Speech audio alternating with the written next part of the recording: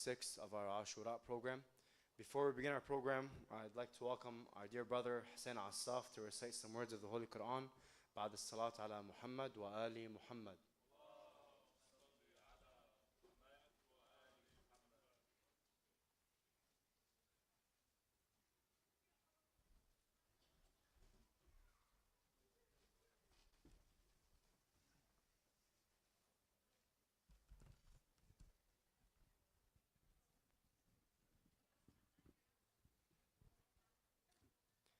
أفلح من عاد الصلاة على محمد وآل محمد.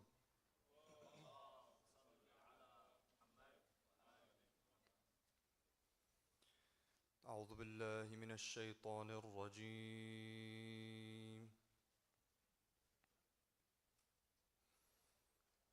بسم الله الرحمن الرحيم.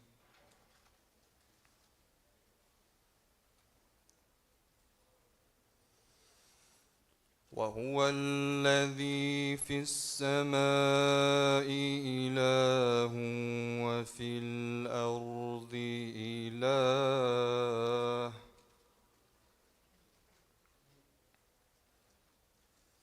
وهو الحكيم العليم.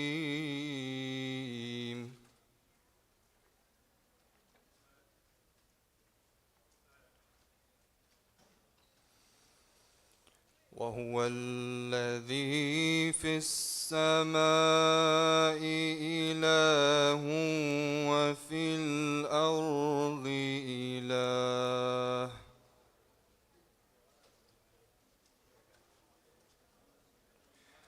وهو الحكيم العليم.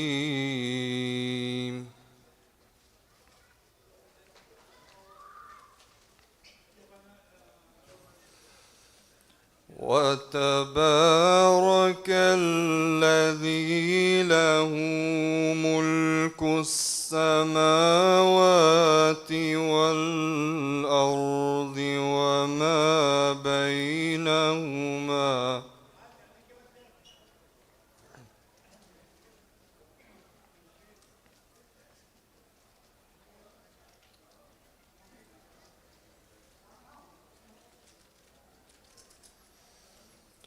وعنده علم الساعة وإليه ترجعون.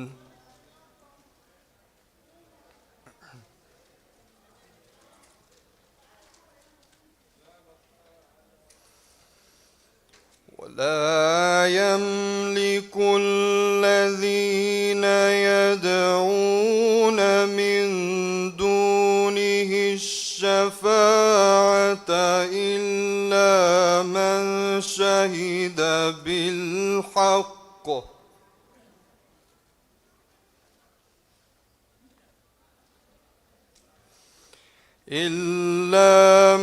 شهد بالحق وهم يعلمون.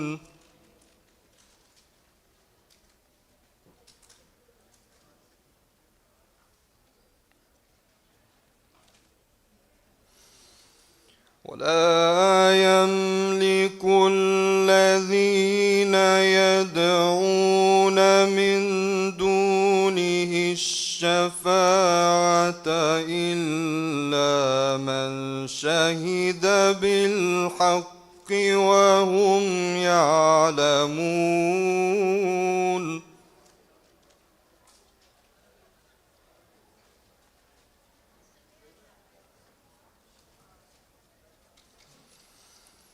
ولئن سألتهم من خلقهم ليقولن الله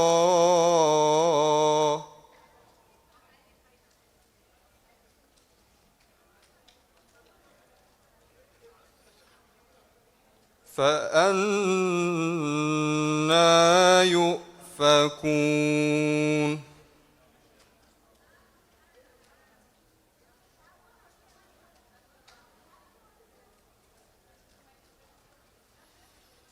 وقيله يا رب إن هؤلاء قوم لا يؤمنون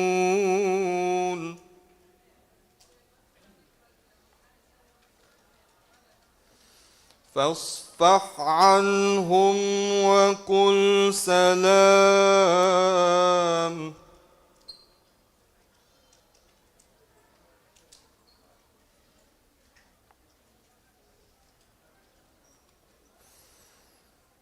وقيله يا رب إن هؤلاء قوم لا يؤمنون فاصفح عنهم وقل سلام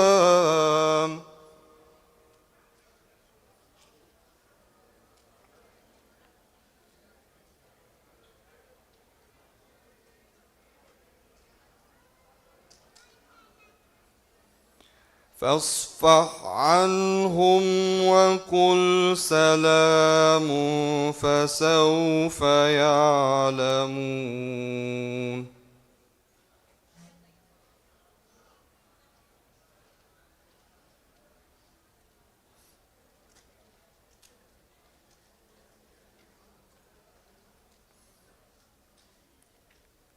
بسم الله الرحمن الرحيم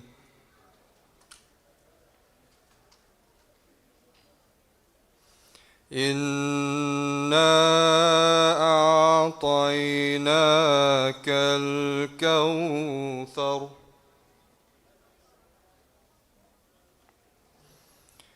فصل لربك وانحر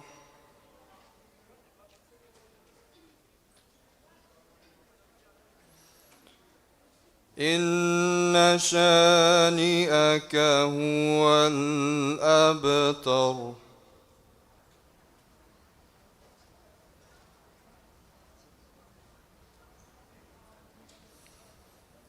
بسم الله الرحمن الرحيم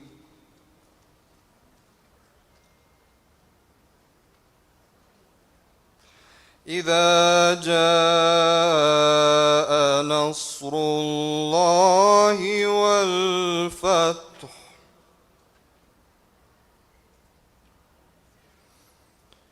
ورأيت الناس يدخلون في دين الله أفواجا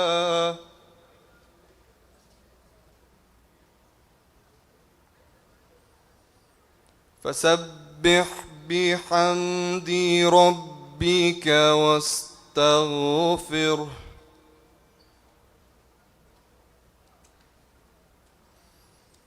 إنه كان توابا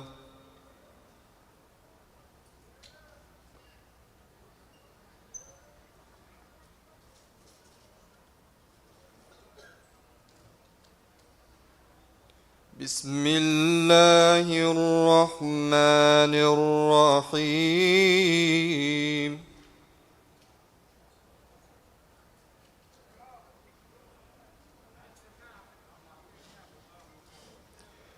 قل أعوذ برب الفلق من شر ما خلق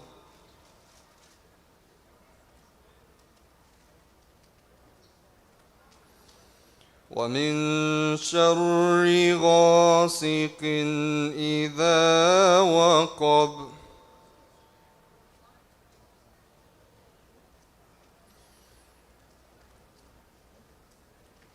ومن شر النفاثات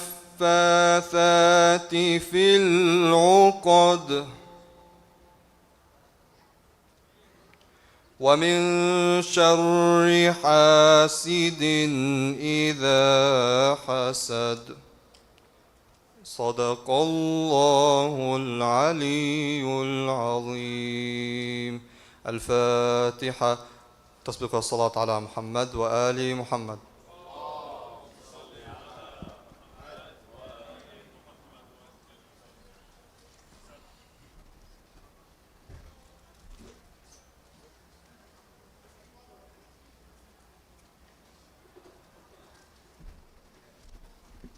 Ahsan, Brother Hussein, for that beautiful recitation.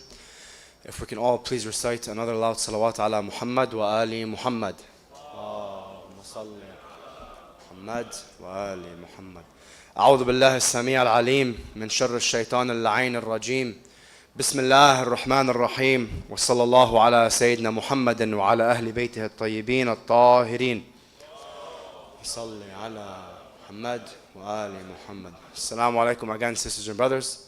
Just 3 announcements before we start our program. Number 1, as you know, we don't pass around baskets in this program. If you'd like to donate, the baskets are in the back. وأجركم الله. Number 2, the bookstore is open.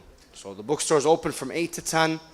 If you get here a bit early, you can check it out. Check out our selections, what we have. And number 3, the donation of the night. The sponsor of the night is on behalf of the marhum Abbas Ismail. If you can please recite the salawat ala Muhammad wa ali Muhammad with a Fatiha. Allahumma salli ala Muhammad wa ali Muhammad.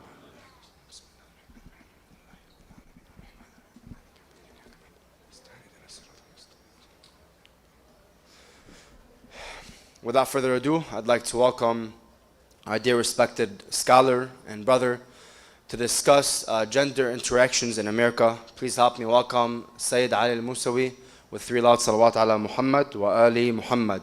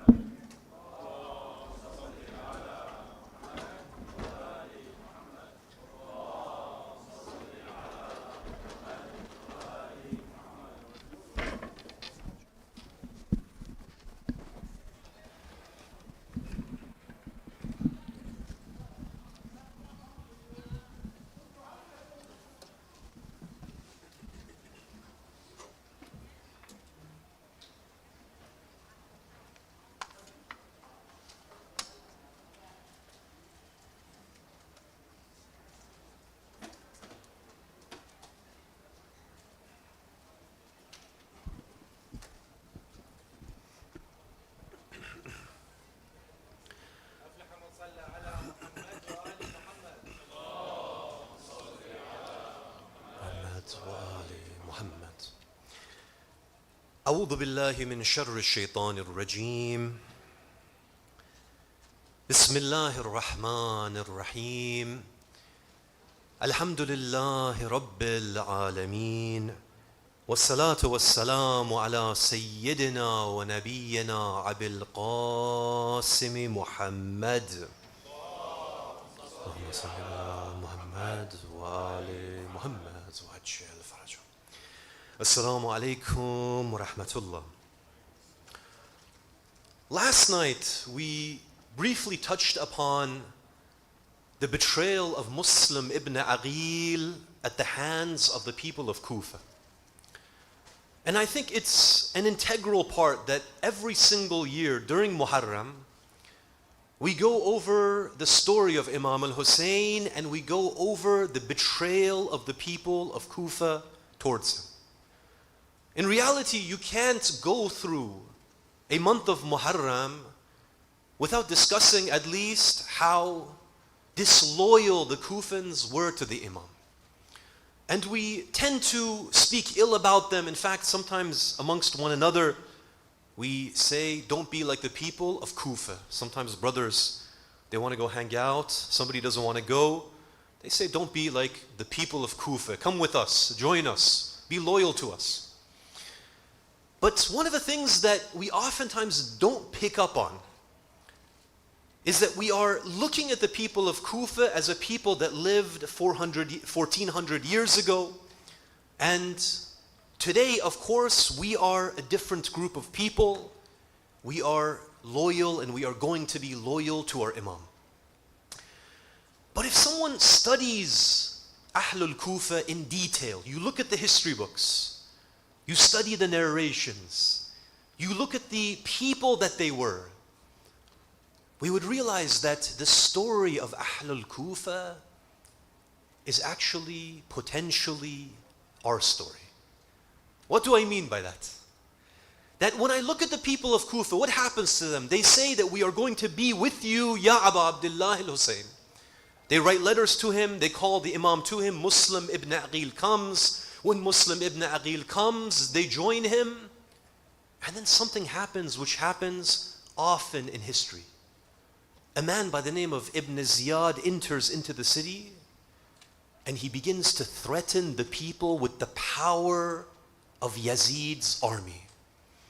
He goes to the tribal elders, he tells them that which side are you going to be on? Because if you are going to be on the side of Hussein, I promise you one thing, and that is that when the army of Yazid comes, and the army of Yazid is coming, it is on its way right now. We are going to demolish your houses.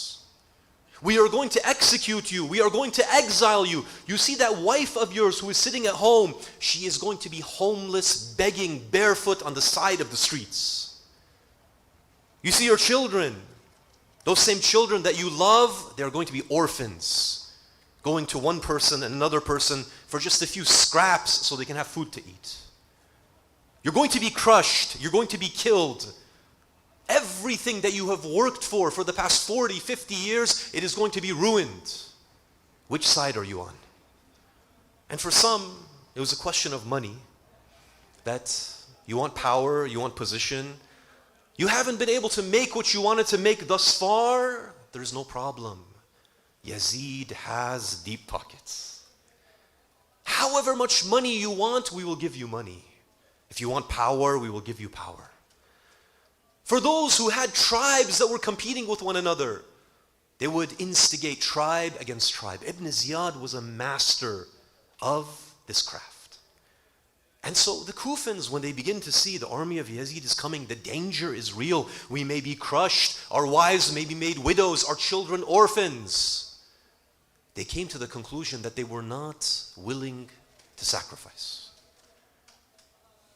Now, 1400 years has passed.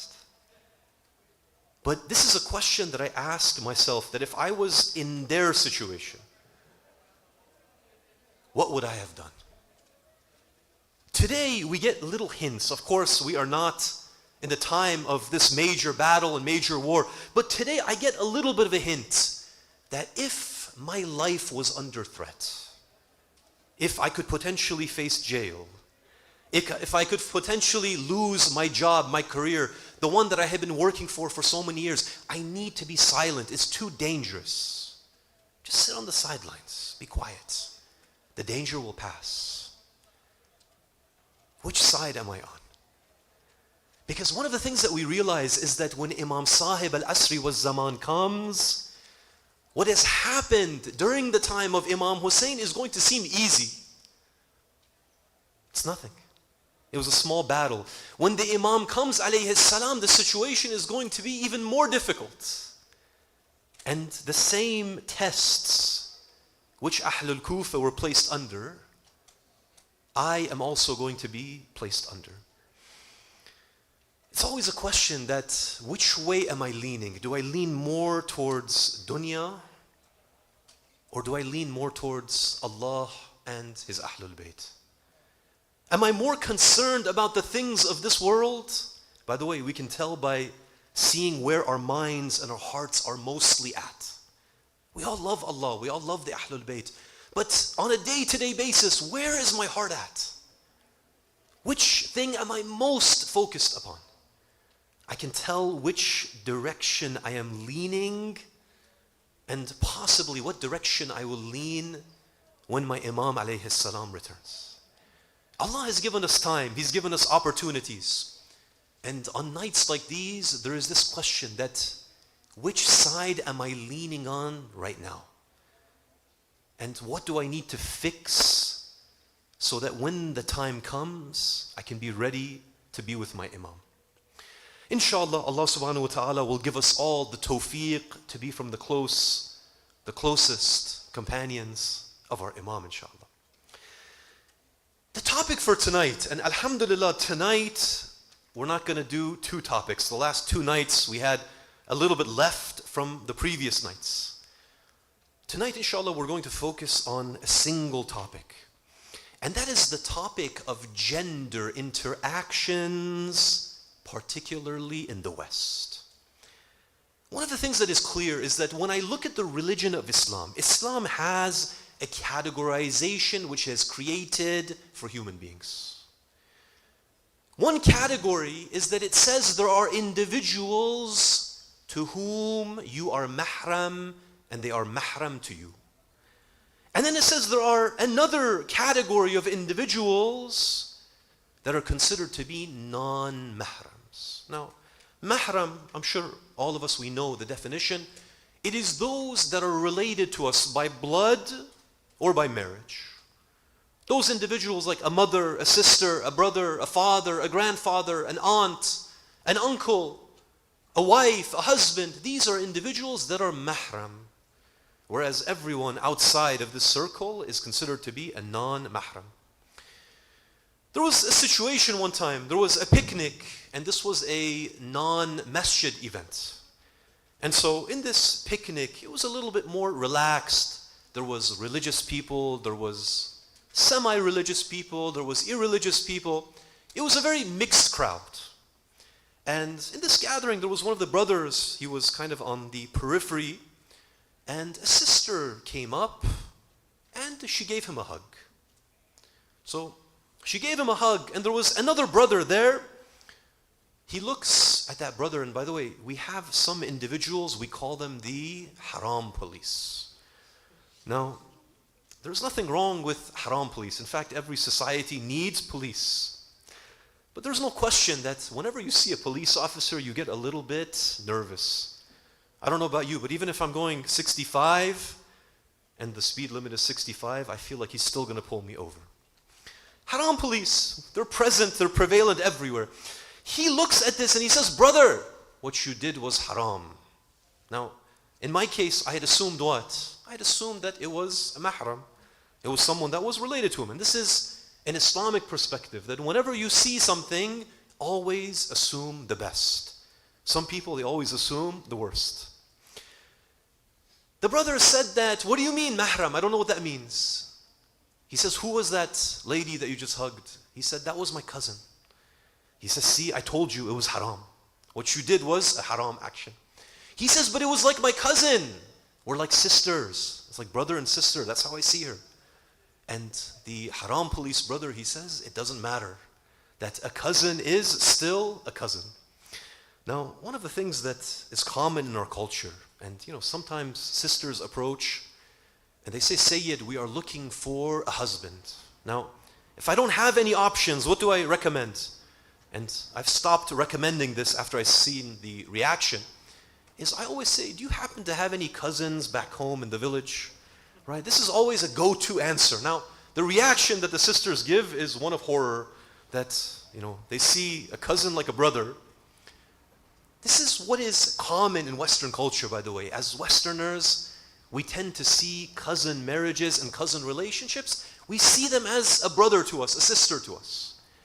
When we look at the religion of Islam, and a question that comes is that if I see someone like a sister, then what is the problem with giving her a hug, shaking hands, having a close relationship, right? There's no haram thoughts which are going through our minds. There's nothing happening. What is the issue here? One of the ways that we could look at this is that the creator of this universe, the one who has created me and you, the one who knows me and you in and out, he knows what is best for us. And regardless of our cultural norms and our cultural expectations and the ideas and the emotions we may have, he knows what has happened and what will happen in human society. He knows what is best for us. Now, in light of this, one of the things that I wanted to do tonight is I wanted to ask a few different questions. One of the questions is this question, that can men and women be friends? This is one of the controversial issues.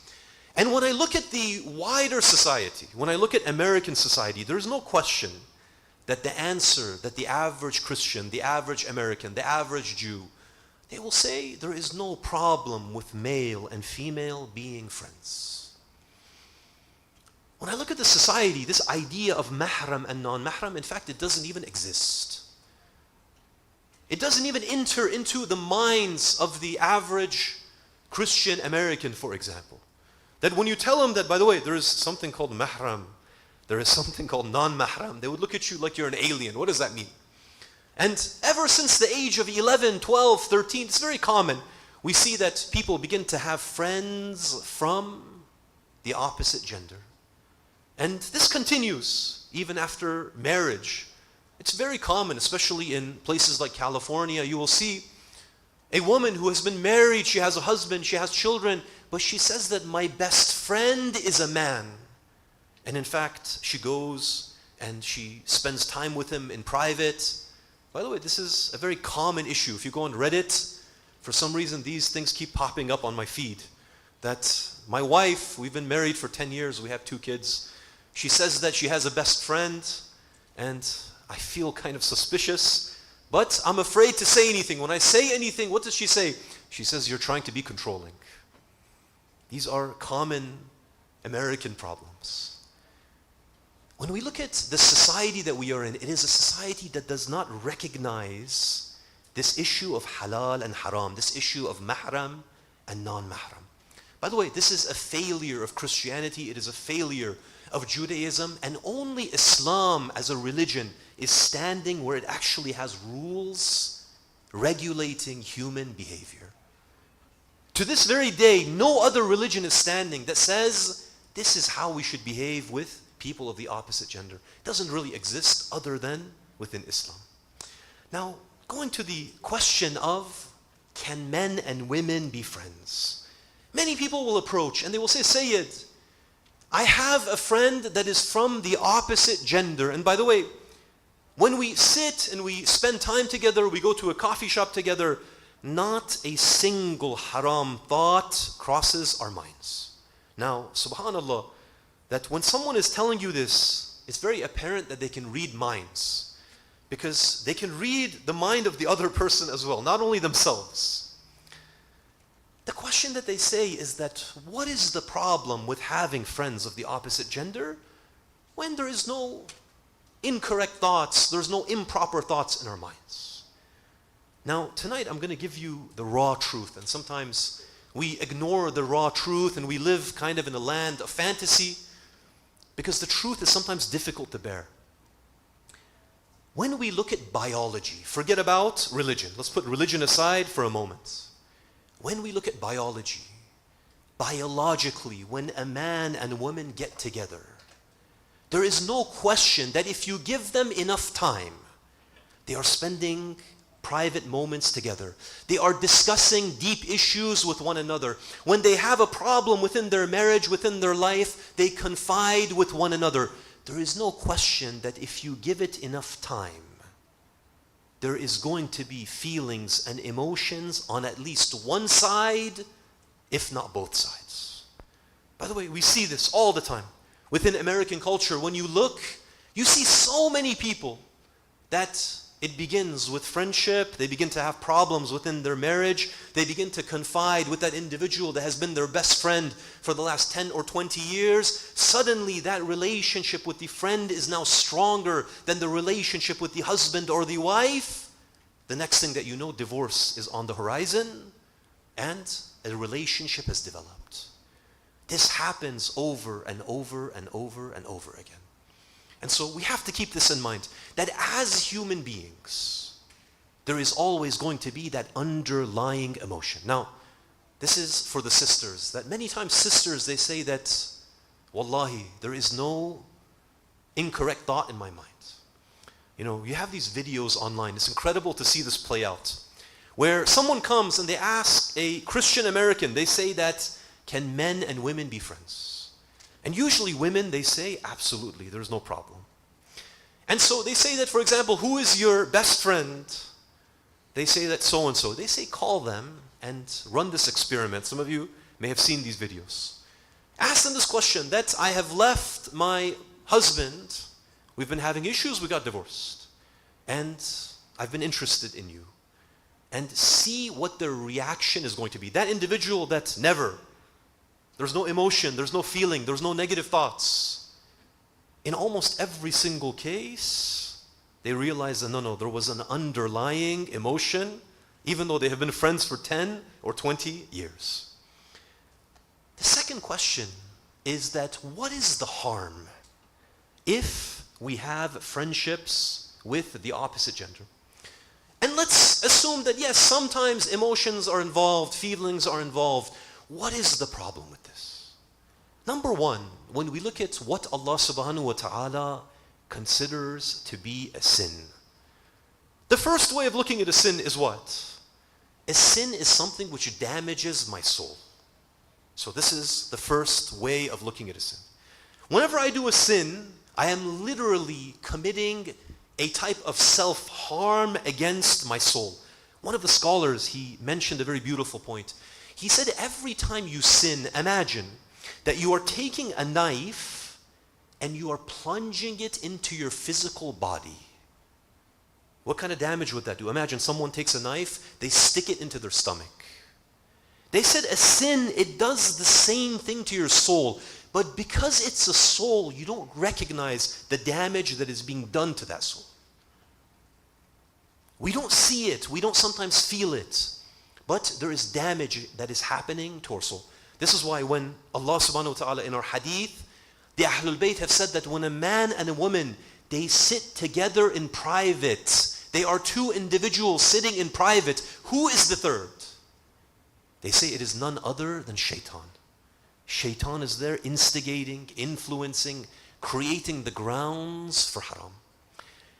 The second way of looking at sins, and I didn't realize this until much later in my life, is that in addition to the spiritual harm that happens, there is a type of societal harm.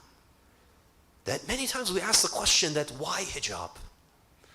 Why, for example, not lying? Why all of these things that Islam mentions? Why no alcohol? Yes, there is an individual damage that happens to me, but even more important on the societal level is the damage which I am doing to others.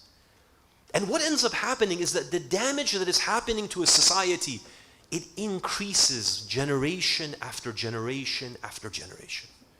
I'll give you an example. If you ever want to see why Islam has the rules that it has, look at societies that don't follow Islamic rules.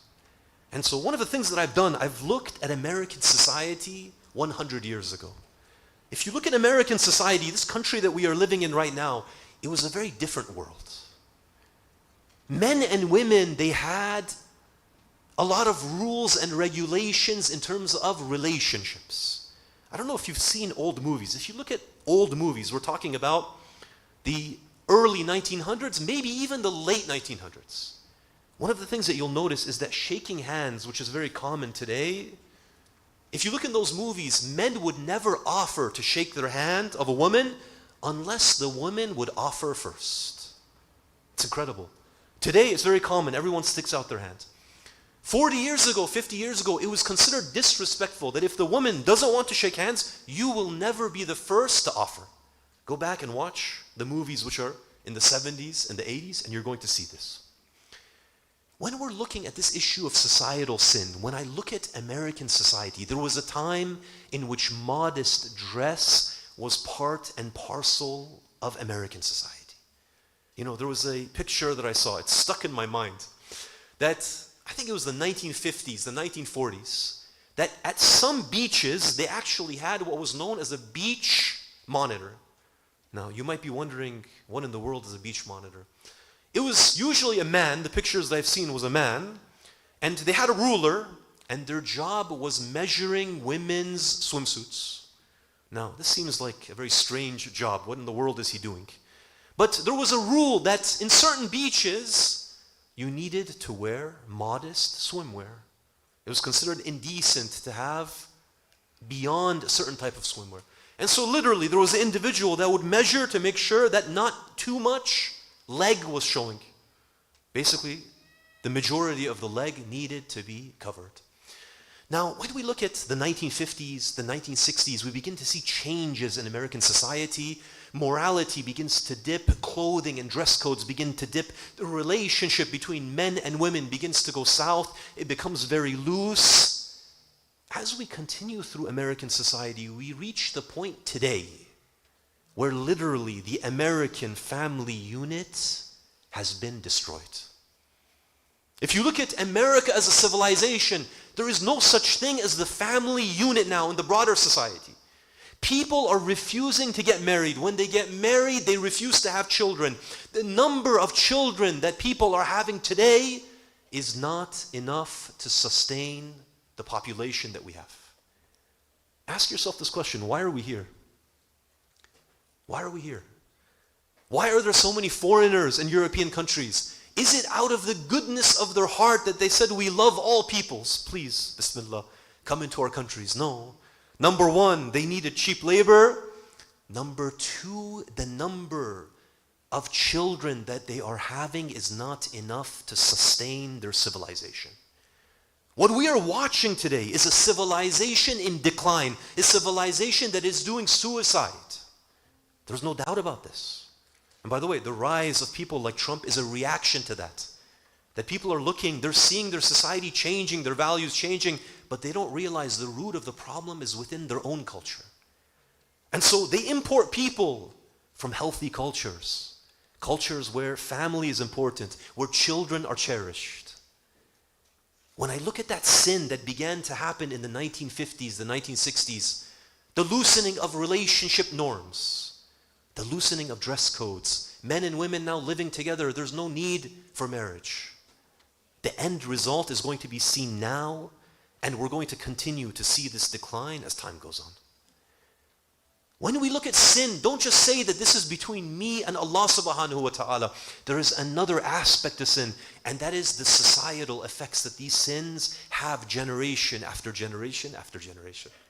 And subhanAllah, when I look at every civilization right before it collapses, every single civilization, the Greeks and the Romans and the Persians, every single civilization, they have the same thing. Morality goes down, gender norms go down, and then you begin to see the collapse of that civilization. And so, as Muslims, it's important that we begin to see a bigger picture. That sin is simply not something between me and Allah. It only hurts me, it doesn't hurt anyone else. No, it has devastating consequences across the board. Now, another question that you're going to be asking is that, okay, I'm going to be careful when it comes to gender relations. Very careful about not having friends that are the opposite gender. Am I going to be safe in this society? I'm going to mention one point, and this is a point that a lot of times we miss. Today, if you look at where most of our interactions take place, we are primarily a society that interacts on social media. In fact, if you look at how we communicate and how we speak, we generally speak with people and communicate with people and interact with people through social media. And so there is a danger in social media that many times I may feel as if I'm shielded. You know, sometimes you have brothers that are very shy in real life. On social media, they become lions. But if you were to actually interact with them in real life, they would pass out. You have to splash some water on their face. Social media, it has certain dangers because we feel that, okay, this is social media. I'm not really doing haram like I would be doing if it was in person.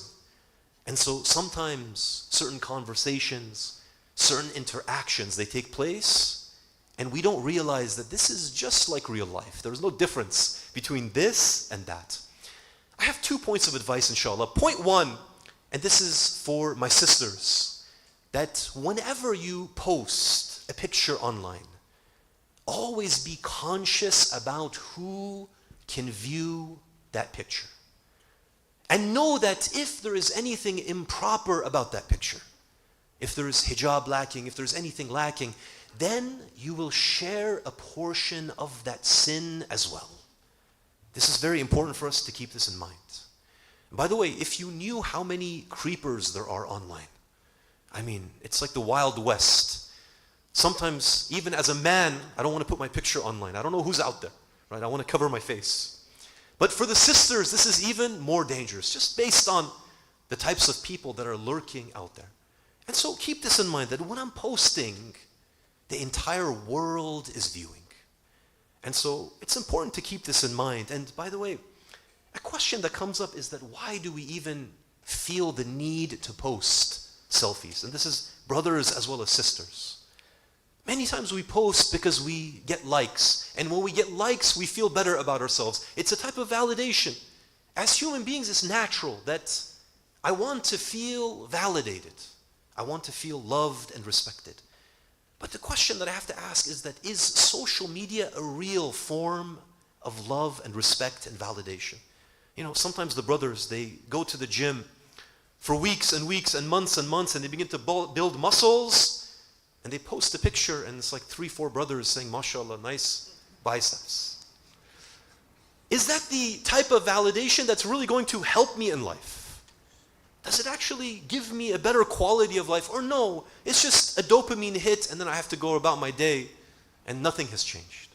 And so this is a point to keep in mind, inshallah, that we are responsible for the things that we post. To the brothers, even though you may be online, even if someone has posted something that may not be proper, Allah subhanahu wa ta'ala has given you control over your eyes, and you will be held responsible for the things that you see on the Day of Judgment. Last night I mentioned this point, that the eyes are the gateway to the heart. That whatever you look at and you continue to look at, that will eventually enter into your heart. And this could be anything, by the way. It isn't just mahram and non-mahram issues. It could be anything of dunya. And so if you can control your eyes, you will have a beautiful life. You will have a successful life. You will have a disciplined life. But the key, it begins with these two miraculous things that Allah subhanahu wa ta'ala has given to all of us. Now, the final part for tonight is gender interactions at work. And this is where it gets very difficult and it gets very awkward. Many years ago, I had gone to open a bank account at a bank. And it was a business account. And so I had to go and I had to speak with one of the ladies in one of the offices. And so she invited me into the office, and I went to the office, and she happened to be an African American lady. And of course, as is very common in our culture, she stuck out her hand, and I put my hand on my chest, and I said, I'm so sorry, I'm a Muslim, and as Muslims, we don't shake hands with the opposite gender. Now, as soon as I said this, her reaction changed. And it was almost like she had gotten offended, and she began to repeat over and over and over again, why? And so I was a little bit taken aback. It's never happened in this way. I said, I'm a Muslim, in our religion. I gave the longer version of the explanation that I usually don't want to give. And then she kind of settled back a bit, and she said, okay. And we went and she did the work that she had to do. And as I was about to leave, she said, before you leave, I have a question for you. I said, what is the question? She said that, why was it that you didn't want to shake my hand? So I said, Ya Allah, I'm going to have to give the long answer now. So I gave her the long answer. I explained, in Islam we have these rules. There's mahram, non-mahram. There are certain individuals that we can't touch. And it is out of respect for women, right? We have these limits, we have these red lines. I gave her the long answer. And after that, she looks at me and she says, oh, I thought it was because I was black. She had assumed that because she was African American, I was this racist individual. I didn't want to touch her. Maybe she thought that I thought that black people had cooties or something. I don't know. That I didn't want to touch her, and so the whole thing was based upon race. And I said, no, I swear, this is our religion, and we have these beliefs. This is common, you can go look it up on the internet. And so she seemed a little bit settled down. 1 week later, I had a little bit more work to do, so I go back, and this is where it gets even funnier. I go and I step into her office, and we do the work, and then she says, by the way, I want you to meet my branch manager. I said, sure, not a problem. So she takes me across the hall. There's a room. She knocks on the door. We enter into the room. And I look, and it's a white woman. You all know where this is going. It's a white woman. And so I walk forward, and I can see she's looking in the corner of her eye. She's looking at me to see what I'm going to do. And of course, she doesn't know, so she sticks out her hand. She says, welcome, X, Y, and Z. And now she's really looking at me to see what I'm going to do. And again, of course, I put my hand on my chest and I go through the same ordeal. And then I see her relax. You know, if it wasn't haram, it would have been really funny to actually shake hands with her and then see the reaction on the other side. But these are awkward situations, and we are all, we've all experienced these kinds of things. I have one point of recommendation, and this has helped me tremendously when it comes to these kinds of rules. Whenever you are dealing with situations like this, walk forward and with confidence tell them that you don't shake hands. What do we do sometimes? Sometimes we're a little bit shy, we're a little bit unsure. We walk up, we say, I'm so sorry, I can't shake hands. We're almost embarrassed of our faith. The key thing is what? Walk forward, full confidence, full authority, and explain that this is who I am, this is my religion, this is how I live my life. Sometimes brothers will come, sisters will come. They say, Sayyid, can we feign illness? Can we say that, I'm coming down with something? Right? Sometimes we may do this if we have an interview.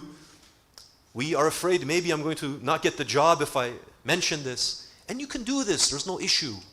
But this has its own set of problems. One time, a brother, he did this. It was a sister, and so he says that, I'm not feeling too well. Might be coming down with a cold, I want to be safe.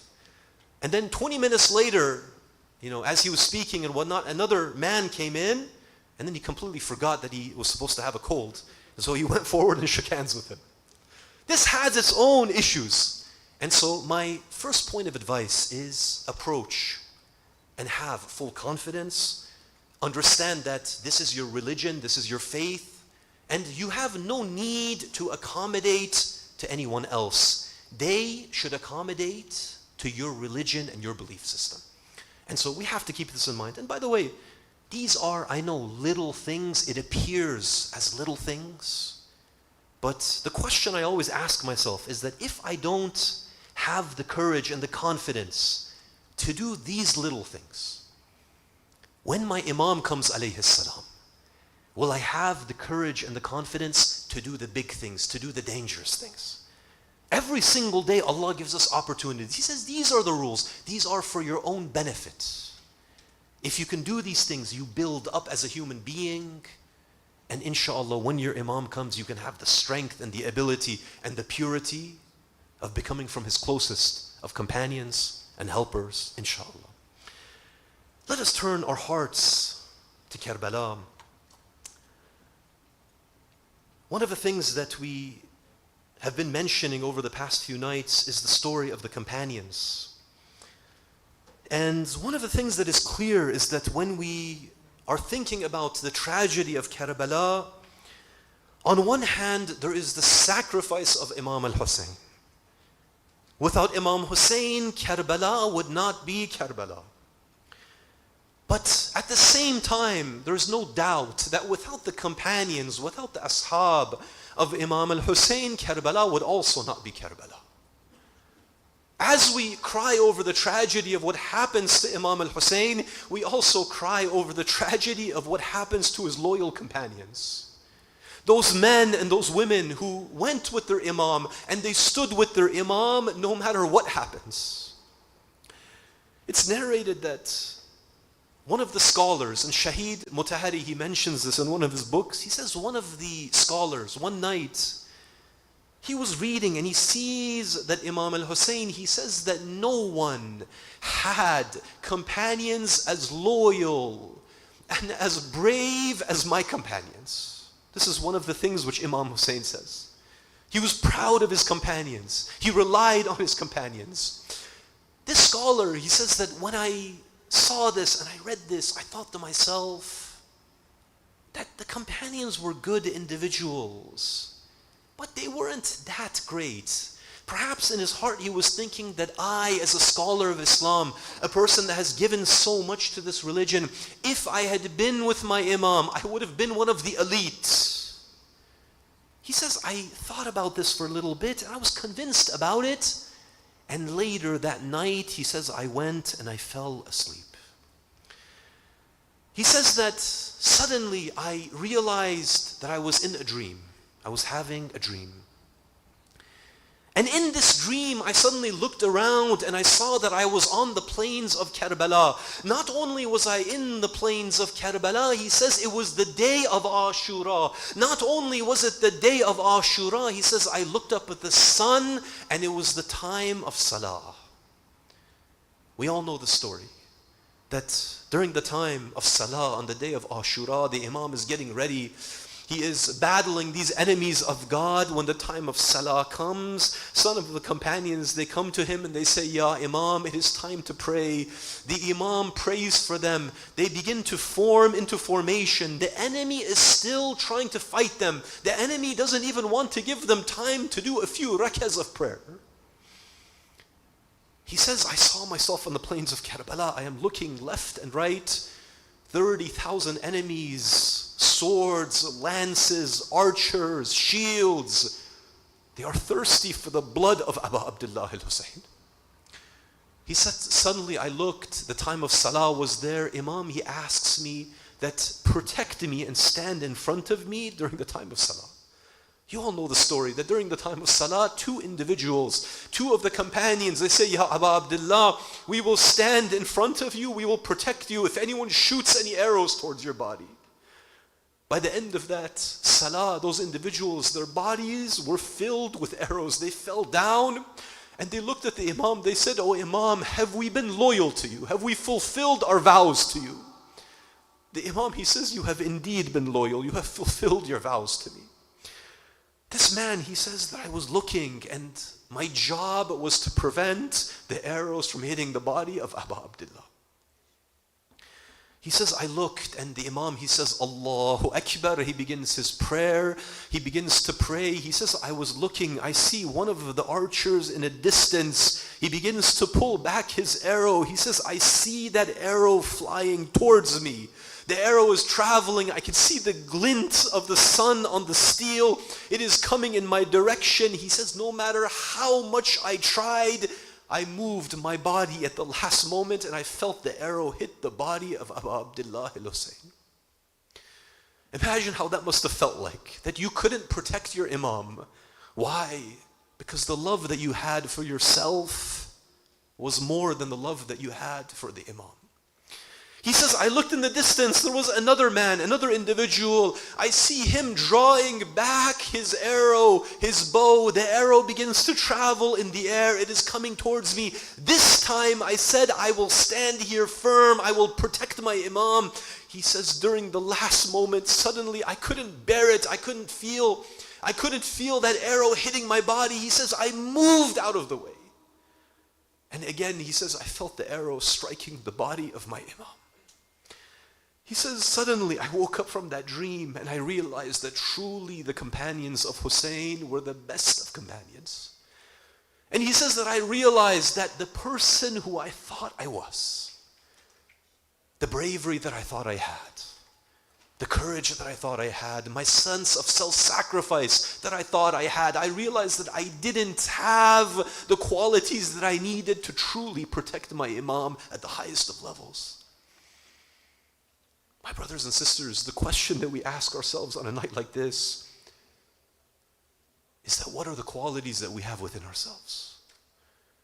Are we ready to protect our Imam? What are the things that we need to work on? Those little things that build upon one another as the days go by and the weeks go by and the years go by. What are those little things that we need to work on? May Allah subhanahu wa ta'ala bless all of us, strengthen all of us, and make us from the close companions of Imam Sahib al-Asri wa Zaman. Inna lillah wa inna ilayhi raji'un. Assalamu alayka ya Aba Abdullah. Wa ala al-arwah allati hallat bifina'ik. عليك مني سلام الله أبدا ما بقيت وبقي الليل والنهار. صلوا على محمد وآل محمد.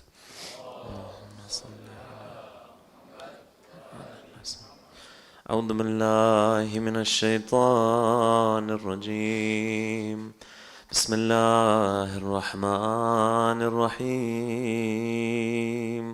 اللهم صل على محمد وآل محمد. صلى الله عليك يا رسول الله. صلى الله عليك يا أبا عبد الله. صلى الله عليكم يا أهل بيت النبوة وموضع الرسالة ومختلف الملائكة. May Allah's peace and blessings be upon you, our beloved Holy Prophet, and the Ahlul Bayt. It was in your homes that Allah blessed us with guidance and revelation, and upon you descend the angels day in and day out. Sallallahu alayka ya Hussein. Sallallahu alayka ya Madlum. Sallallahu alayka ya ayyuha ash-shaheed fi Karbala. May Allah's peace and blessings be upon you, our beloved Imam al-Hussein, our beloved oppressed Imam, the Imam who was slaughtered by the shores of the Euphrates while his mouth was dry of thirst. Everybody together. Ya Habibi, Ya Hussein, Nur Aini, Ya Hussein, Ya Habibi, Ya Hussein, Nur Aini, Ya Hussein. Our beloved Hussein, light of our eyes, Hussein, Ya Rahmatullah al-Wasi'ah, Hussein, O best mercy of Allah, Hussein. Brothers and sisters, we dedicate this night to the companions of Abu Abdullah, these companions who the Imam addresses on the night prior to Karbala massacre, saying, I don't know of companions better or more loyal than mine, nor relatives as righteous in keeping of kinship than mine. May Allah reward you on behalf of me all good. Imagine the companions hearing these words, knowing the coming day would be their last. Abu Abdullah went on to say, and I believe this is our last day. Alas, I grant you permission to leave, and I will hold nothing against you. The night has set upon you. You may take your camels and leave. It is said that Muslim ibn Awsajah has been heard to have said, Wallahi law alimtu anni aqtal, thumma ahya, thumma ahra, thumma udarra, yuf'alu bi dhalika 70 marra, ma taraktuka, fakayfa wa innama hiya qatlatun wahida, ثم الكرامة إلى الأبد. He says, by Allah, were I to know that I'd be killed, then brought back to life, then burned, then left to rest, then be killed again, and brought to life, and burned 70 times, I would never leave you, for it's a one-time death and attaining honor for all of eternity. A blessed poet helps us visualize the words of these companions. We stand here before you, our numbers may be few, but here we are. the best of companions, from where our lessons. Maytham at Tamma, Maytham gave everything, a moon that was circling your father's star. For Ali crucified, we've come with the same pride, from near and from far. Our faith will not shatter like Malik al-Ashtar. We're a mountain, a scar upon this eye, so may our bodies lie here in ruin. Thirsty will drink the sword, will be quenched by our Lord at the fountain that sits inside heaven. We'll wait there for with Hassan for you, Ya Hussein. And that is how the companions of Abu Abdullah were, brothers and sisters. And this is how the companions of Sahib al-Zaman ought to be. These companions were elite followers, masters of all the Muslims. Some had lived amongst the Prophet ﷺ, and others were just committed followers. Many of them had witnessed the battles and events of the commander of the believers, Imam Ali alayhi salam. The companions of Imam al-Hussein were the noblest of warriors amongst the Muslims, and yet their most intelligent and learned. Their commitment to martyrdom with Abu Abdullah is unprecedented in the history of the Muslim armies. It is unprecedented, and make no mistake, this was no coincidence. These people had firm ideologies and true following in every sense of the word to their Imam. They stood firm upon faith and in their jihad and struggle on the day of Ashura until this day, in which their stances are venerated and admired for the noble of us to emulate and follow until the day of judgment. They represented the standard by which we measure loyalty, sacrifice, and giving to the Imam of the time in the way of Allah Azza wa Jal. Among these noble companions was Jan Mawla Abi Dar al-Ghaffari, Habib ibn Mudahir, Muslim ibn Awsajan, Hurr al-Riyahi, and many others. Al-Hurr al-Riyahi, brothers and sisters, was a captain in Yazid's army. He was the captain who stopped Hussein from going to Kufa. He, with his 1,000 men, forced Hussein to come to Karbala. The name Hurr means to be free. Hurr lived up to his name on the day of Ashura. He freed himself from the fire of hell before it was too late. We should think of Hurr all the time during our lives. Hurr had a choice between heaven and hell, between glory in this world or happiness in the hereafter. It is never too late to ask for forgiveness. Hurr chose heaven. He chose forgiveness. He chose happiness in the hereafter for eternity. In our lifetime, there are many times when we have to make a choice between good and bad, between halal and haram, between right and wrong, between heaven and hell. Look at the disrespect shown to the grandson of the Holy Prophet on the day of Ashura. The enemy said there is water nearby.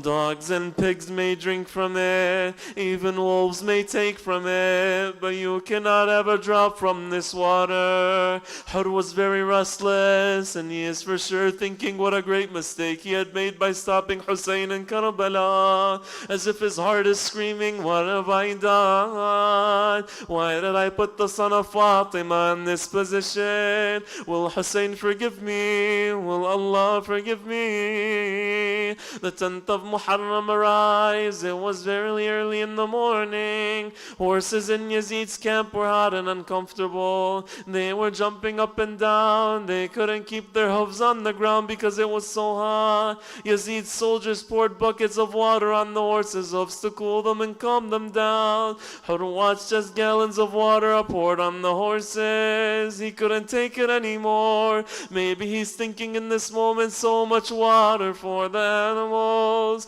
while the children of Fatima are crying for a few drops of water. There is so much water for all these animals, but none for the grandsons and children of the Holy Prophet. Hurr was intensely thinking, going back and forth and pacing. A soldier saw him and says, Hurr, if anyone was to ask me who the bravest warrior in Kufa is, I would say it's you. What is making you tremble like this? Hurr says, I swear by Allah that I am deciding between heaven and hell, and I will never prefer anything over paradise, even if I will be cut up, even if I will be burned. Hur mounted the horse, headed towards Abu Abdullah's camp. Hussein's camp readied their arms to attack him, but they see the Hur is not coming for combat. His arms are above his head, and he goes to Hussein and says, Yabna Rasulillah, I am the one who caused fear to enter the hearts of your women and children.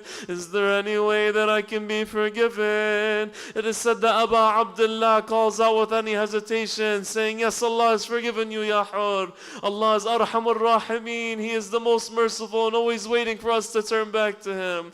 Hur is now forgiven, but he doesn't stop there. He wants to take permission to go fight on the battlefield. He insisted on being the first to go to battle at a point. Umar ibn Sa'd prepares his army to fight against Abu Abdullah, calling out, Ya Durayd, lift your flag. This enemy soldier raised it, stood under it, snatched a bow and shot it towards Hussein's soldiers in camp. Umar continued saying, bear witness before the prince that I'm the first to fire an arrow. The rest of Umar's army followed with arrows of their own. Imam al-Hussein turned to his companions, saying, Qumu rahimakumullah, rise, may Allah have mercy upon you. Prepare yourselves, O noble ones, prepare yourselves for the inevitable death. The companions gathered themselves all at once. What companions these men were, how loyal were they on the day of Ashura.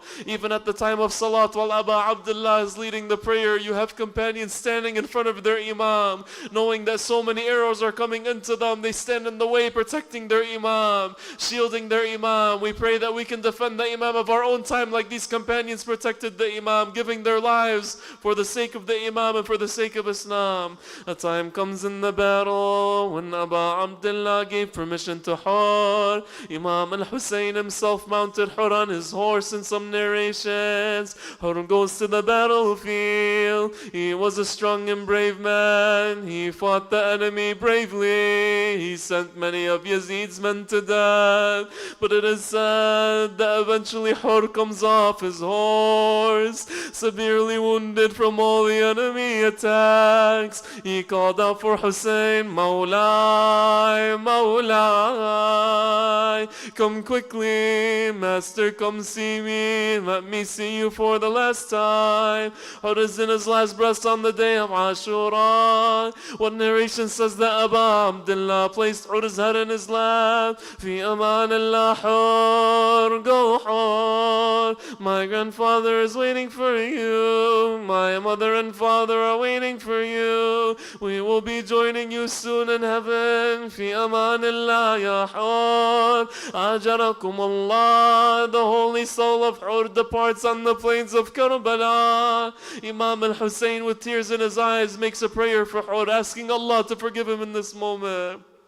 Let us remember another one of the companions that was fighting. His name was Muslim ibn Awsaja. Imam al-Hussein and Habib ibn Mudahir went to Muslim after he was fighting for a time. Imam al-Hussein stood above his head and recited a verse from the Quran. رِجَالٌ لَا تُلْهِهِمْ تِجَارَةٌ وَلَا بَيْعٌ عَنْ ذِكْرِ اللَّهِ وَلَا بَيْعٌ عَنْ ذِكْرِ اللَّهِ وَإِقَامِ الصَّلَاةِ وَإِيتَاءِ الزَّكَاةِ يخافون يوما تتقلب فيه القلوب والأبصار. Men whom neither traffic nor merchandise can divert them from the remembrance of Allah, nor from regular prayer, nor from the practice of charity. Their only fear is the day when hearts and eyes will be transformed into a wholly new form. Muslim still hadn't passed away in this moment. Habib, it said that Habib talked to Muslim. He says to him, Muslim, he says to Muslim,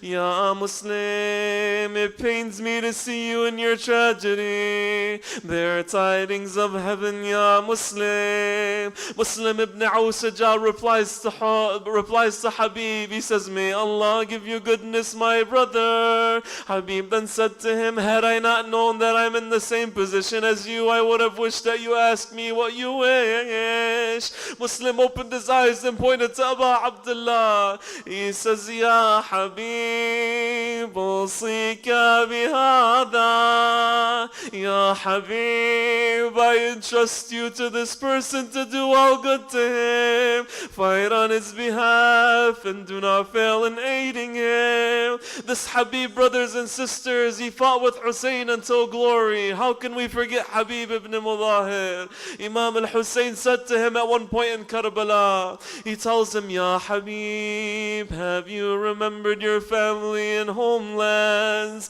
Abu Abdullah is telling him this because Habib begins to cry on the day of Ashura. He tells him, Ya Habib, you are free to leave if you wish. Habib then responds, No, Mawlai, I have replaced my family with a new family, and my home with a new home. The Imam then asked him, then why do you cry, Ya Habib? Habib pointed towards Zainab. She was standing at the entrance of the tent. He says, I cry for this woman, and what will happen to her after you? Hussein looked behind him and saw his sister Zainab. The calamities of Zainab were always on his mind. Habib says in a narration, Ya Zainab, the day is coming that you will be upon a camel, and this head of mine will be hanging from a horse's neck, and the head of your brother upon the spear, along with the heads of the other companions. He hurried onto the battlefield and fought like the bravest of warriors. Soon after battling, his voice was heard. How much longer could an old man like Habib fight on the day of Ashura against thousands of enemies? A voice was heard calling, Ya Aba Abdullah, Adrikni, help me, Master. Habib is slain on the plains of Karbala. Oh, Habib ibn Mudahir, grab your flag and from your death rise. What about Abis, another one of the companions? It is said that this Abis went crazy in the love of Abu Abdullah. It is said that Abis would go to the battlefield and the enemies would be terrified of him running away from him. Abis would go and try to attack the enemies of the camp. They would run away and they would not fight Abis. Abis says, are you afraid of me? He takes off his armor, it said. It said that he throws his weapons to the ground. Abis starts fighting on the day of Ashura with his bare hands trying to fight the enemies. The enemies look at him, and the companions and the rest of companions were all the same. They're all looking at Abis. They say, have you gone insane, Ya Abis? He says, Ay wallah, hubb al-Husayn jannani. He says, by Allah, the love of Hussein has driven me insane. Abis fights the enemies until he falls on the plains of Karbala. Abis, Wahab, and the rest of the companions were all the same. All of them fought in honor until Abu Abdullah was left alone. The Imam began to look to the left and he began to look to the right. There is no Habib, no Muslim, no Ali al-Akbar, no Abbas, no Qasim. The Imam stood before the bodies of the martyrs and began to call out, Ya Habib ibn Mudahir, Ya Zuhair, Ya Hilal ibn Nafi', Ya Muslim, Ya ibn Awsajan, Ya Hurr al-Riyahi, Ya Fulan wa Ya Fulan, Ma li unadikum fala tasma'un, wa ad'ukum fala tujibun, أنتم نيام أرجوكم تنتبهون أم حالت نومتكم بينكم وبين إمامكم فقوموا من نومتكم أيها الكرام وادفعوا عن حرم الرسول هؤلاء الطغاة اللئام. يا حبيب ابن مظاهر، يا زهير ابن القين، يا حلال بن نافع، يا فلان, oh you, oh warriors of the battlefield, oh lions of war, Why is it that when I call you, you don't respond to me? Are you unconscious? Or is it that your sleep has separated you from your Imam? Rise from your sleep, my dears, and fight off these evil tyrants and defend the women of Rasulullah. في أمان الله يا شهيد الله.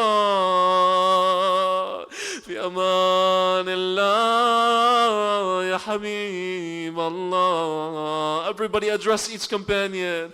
يا في أمان الله يا شهيد الله. في أمان الله يا حبيب الله. Abu Abdullah is left in this moment alone on the day of Ashura. Wa Husayna wa Ghariba wa Madluma wa Shahida wa Husayna wa Ghariba. إنا لله وإنا إليه راجعون. وسيعلم الذين ظلموا آل بيت محمد أي منقلب ينقلبون.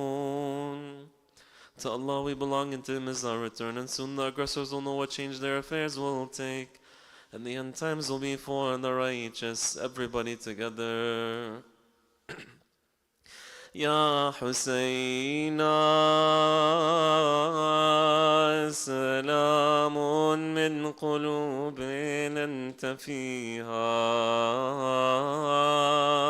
يا حسين